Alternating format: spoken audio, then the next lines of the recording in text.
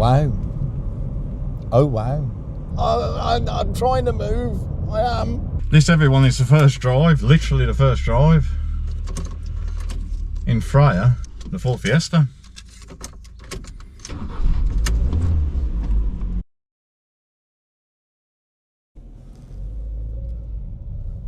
This feels weird. So if you've not seen the reveal video for Freya, then go and check it out. There'll be a link in the description. Depending on what you're watching on, there'll be a little thing at the top of the screen. You can come away from this video, go and watch that, come back to me. This is a Ford Fiesta 1.4 Z-Tech 16 valve, so Z-Tech spec. And like we said in the reveal video, I purchased it from my sister-in-law. It had sat on the drive for 12 years. It's only got 25,000 miles on the clock.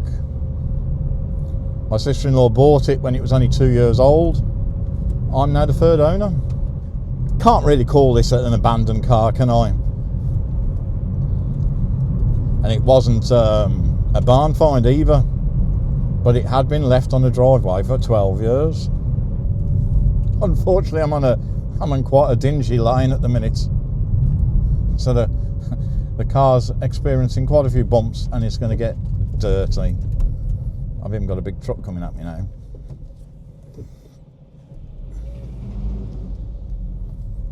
We need to get onto better roads. Now, Matt at Ford's garage, that's done most of the work on Freya, has put some fuel treatment in to help her out, but of course it'll be good when we fill her up with some good stuff.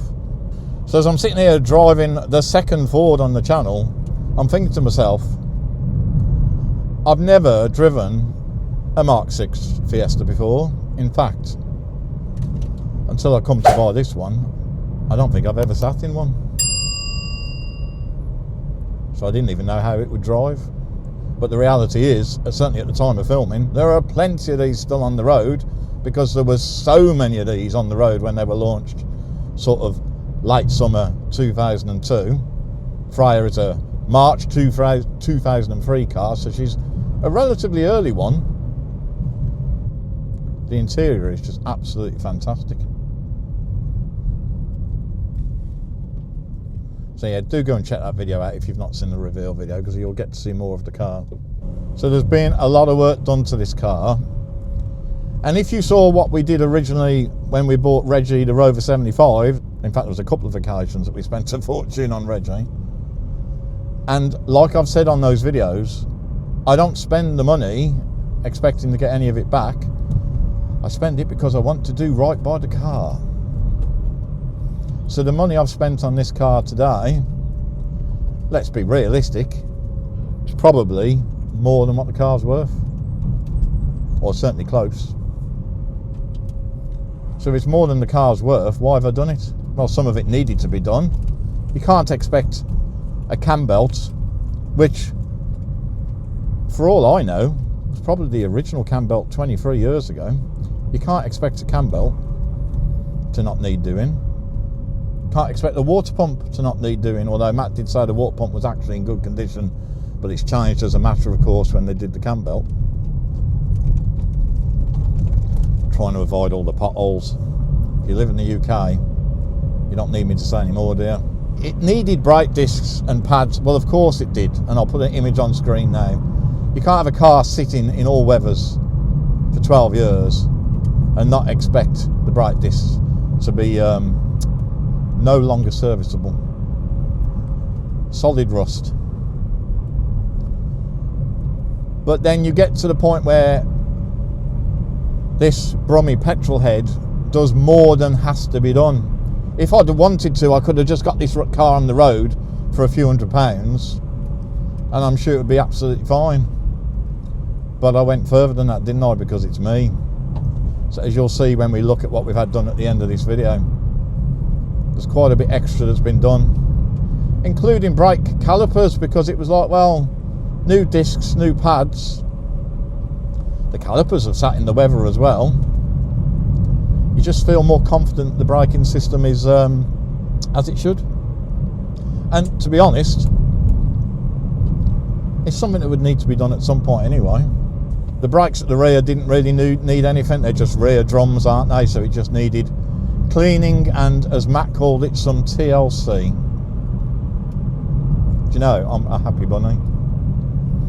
I will confess now, viewers, that originally, I think, in fact I know, because I remember the excitement at the time when I heard that this car might actually be for sale after so long sitting on the drive. A lot of the excitement was actually to do with its history rather than the car. I'm not knocking Mk6 Fiestas, and online it looks like there's a lot of love for Mk6 Fiestas, and I'm not about to change that. I now own one. But it's not a car that I'd ever considered buying.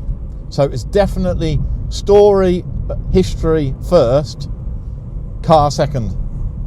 But you know what? That's fine, isn't it? Because ultimately I've still saved the car, and I'm sitting here now and I'm realising how much I love the car. I'd call that a win-win if you ignore the cost. I'll be so happy when I've put some good fuel in.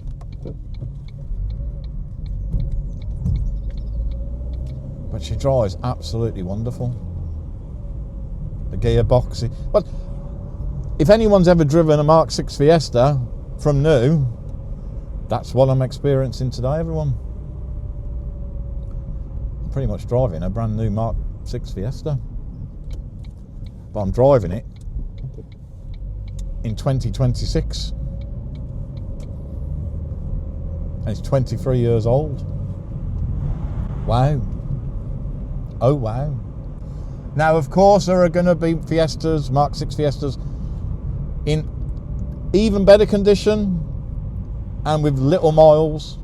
In fact, it was quite funny, while this car was at Ford's garage, KGF Classic Cars, which many of you will know about, I purchased a car from KGF Classic Cars. This one, I sold it under a year later unfortunately, but that was for different reasons. The car was lovely. I think it now lives in Scotland.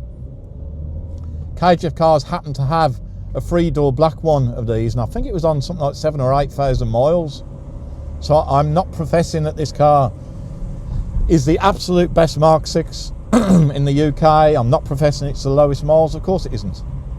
But it's mine, and it's blooming lovely. So lovely. I'm going to take it to shows. It does, however, need a good polish. However, as I hopefully said in the reveal video, which the wonders of YouTube and scheduling has to be after this video as far as being done, but will be on YouTube before this video. I think you understand what I'm saying. The world of YouTube is weird. Hopefully I've said on the video that the car did get a polish. It got a polish whenever my sister-in-law's husband, so that's brother-in-law then, polished his company car. So although it sat on the drive and didn't go anywhere, it did have protection from the sun. But me being me, need to do even more polish on it, don't I? And only when I've polished it will I really know what this car is like. So anyway, I'm going to be filling up shortly, and there's one outstanding job. Well, there's a few little jobs, but there's certainly one important outstanding job, and that outstanding job is, if you bear with me a second, the fuel filler flap, because the lock, as of today, is not on the car. So my fuel filler flap lock is consists of sellotape and scissors. The scissors, because I never like doing that bitey thing. When people bite to cut off the sellotape. Yeah. 5 minutes later. That, everyone, was a fraught stop.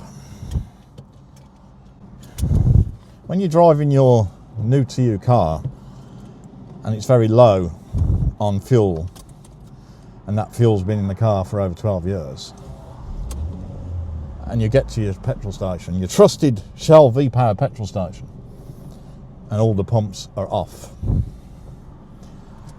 there's a bit of a panic moment. Thankfully, there was another one not far away.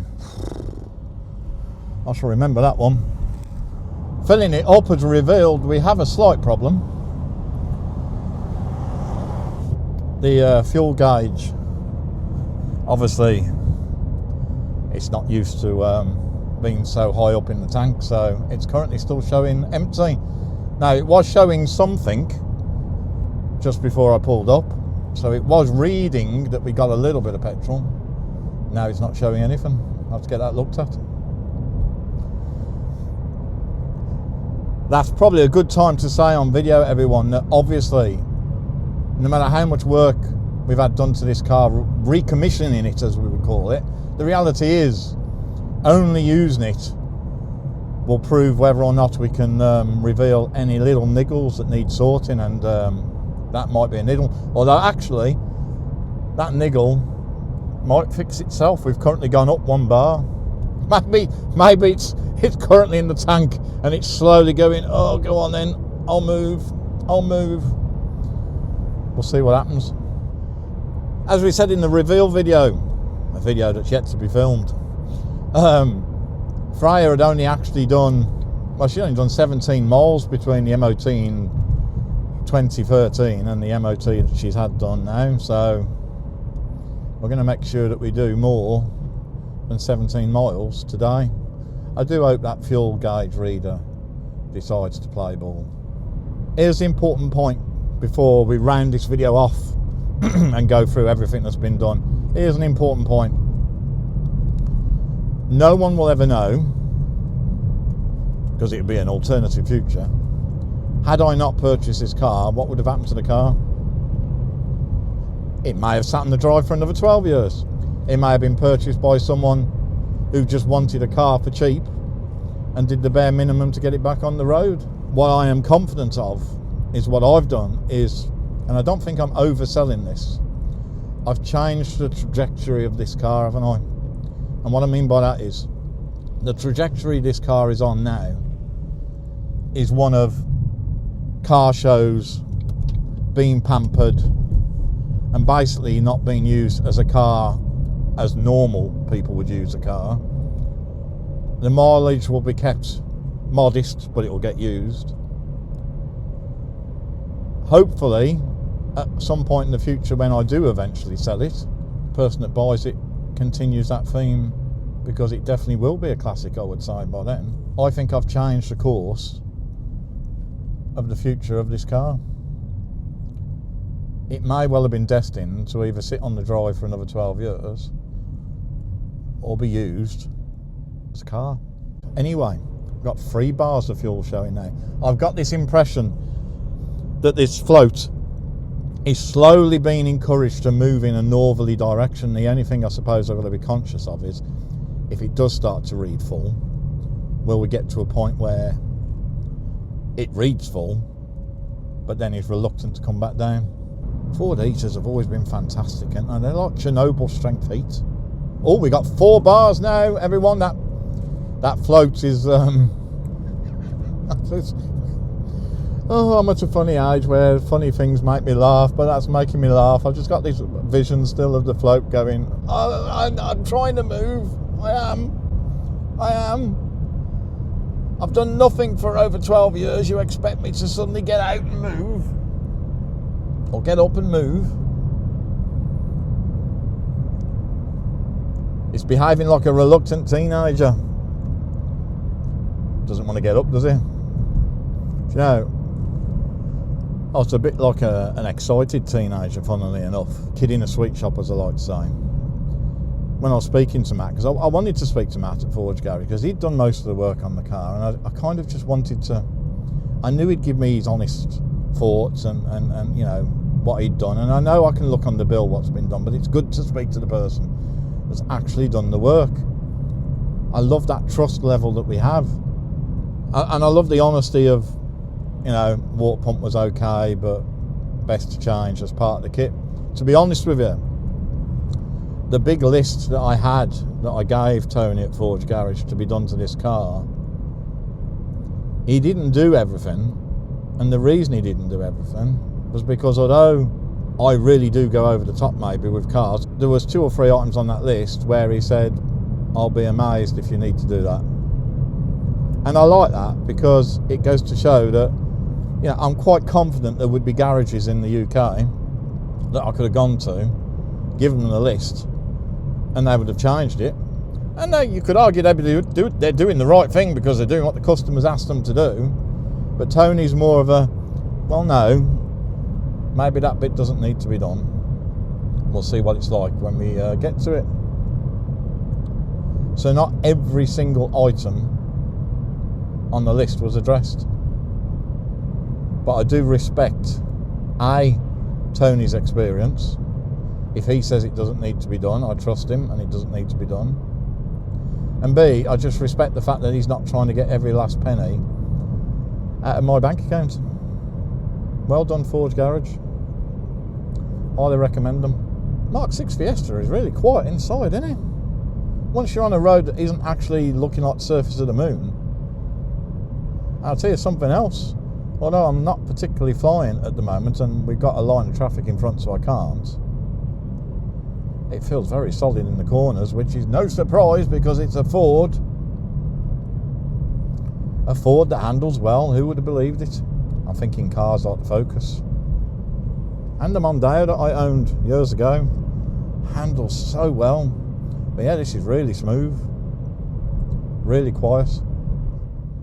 We're going to round off the video with, let's be honest, what many of you have probably been waiting for. Let's go down the list of items that we've had done and see how much we've spent. See you in a minute. That's it then, everyone, we're back. And let's do a bit of housekeeping before we discuss what we've had done and what we've paid. We're now on 25695, which means we've done 44 miles. And that's quite good, really, because A, Freya's drove absolutely perfectly, which is brilliant. And B, she'd only done 17 miles from between the MOT in 2013 and the MOT recently. So she's done a bit more than she has done for quite a while. I'm sure you would agree. Oh, and the fuel gauge has been so funny. It kept making me laugh like a child because every so often another bar would appear, and guess what? The float got to the top, didn't it? Right then, let's discuss what we've had done to Freya. We'll get down the list. Battery, obviously. An oil flush, pleased about that. Brake cleaner, yeah, that's obvious. Oil filter, air filter, fuel filter, pollen filter, plugs. Fuel treatment, because thankfully we were only showing 2 bars of fuel in the car, and of course that fuel's at least 12 years old, so the fuel treatment will have helped that. And of course we've filled it up with Shell V-Power since, so that's all good, and she drives, as I say, very well indeed. 4 new Kumo tyres, and obviously balancing. Antifreeze, brake fluid, timing belt kit, which included a water pump, so of course you needed antifreeze anyway because all the water, all the coolant was drained. Same for the brake fluid, of course. Auxiliary belt, or belts, don't know how many's on this Fiesta, I haven't actually looked, but anyway. Brake calipers. Now I guess that's probably the only thing really on the list that I could say didn't have to be done. They did look very rusty, and I am fussy, and it now looks nice and silver, albeit there's still a bit of the something there that is rusty. But new brake calipers, we'd have probably got away with it, but we know they're done. New brake discs, of course, because as we said in the video, they were rotten, and unsurprisingly so. Replacement brake pads, clean and adjust the rear drums, and as I said earlier, I think in the video, Matt said some TLC to the rear drums. Top cover gasket, a bonnet release, which is one of those ones where it comes out with a long silly handle. When you pull the handle inside, you get a long silly handle that comes out the radiator grill at the front. That had to be done. And the last thing was that, because the washer bottle cap disintegrated when I went to fill up the washer bottle. Oh, and an MOT. You thought it was a big list. So really what you want to know is the price, don't you? Well, give or take, we're looking at just over £700 for the parts. And then a further 750 for the labour, which is well worth it in my opinion, but I want your opinion. in the comments below. We spent a lot of money on Freya, and although I got accused once, well, I had a comment once from somebody when I was very happy of spending over £1,000 at the Minium Metro Centre for Millie RMG Metro. The comment said something in the line of, so I think the sentiment was something like, I can't believe you're smiling when you spent over £1,000. I suppose what I want to explain to those that think, why is he smiling? I'm smiling not because I've spent over £1,000. I'm smiling because I'm happy that I've done what I believe is the right thing. Anyway, let me know if you think I've done the right thing. Thank you for watching. Enjoy whatever it is you're driving. See you soon.